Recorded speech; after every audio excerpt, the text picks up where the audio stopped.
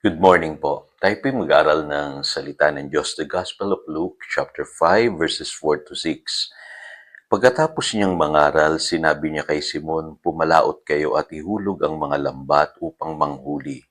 Sumagot si Simon, "Guro, magdamag po kaming nagpagod, ngunit wala kaming nahuli. Ngunit dahil sa sinabi ninyo, ihuhulog ko ang lambat."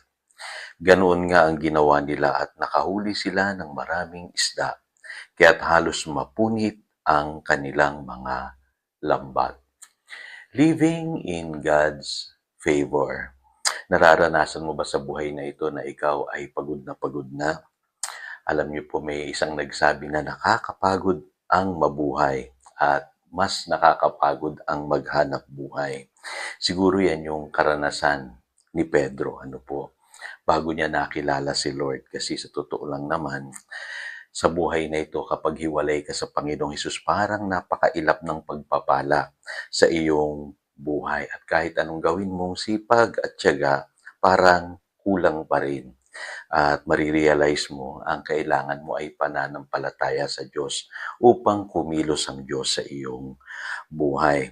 Kaya alam niyo po, sabi po rito sa verse 5, nung sinabi ni Jesus na ihulog mo ang lambat upang manghuli kay Simon, sumagot si Simon, sabi niya, "Guro, magdamag po kaming nagpagod, ngunit wala kaming nahuli.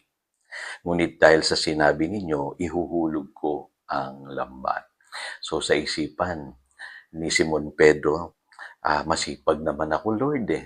In fact, magdamag nga kaming ng isda, pero wala kaming nahuli.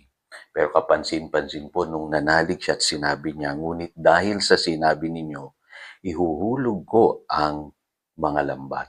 At naggilalas po sila. Sabi po sa ibang salin, nagulat sila sa dami ng kanilang huli.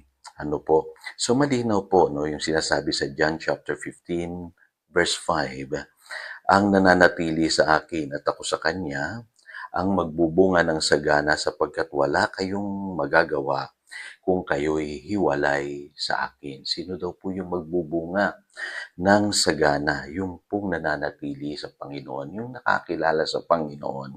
At yung salita ng Diyos ay nananatili sa kanyang buhay. Yung pong sinasabi ng John chapter 15, verse 7.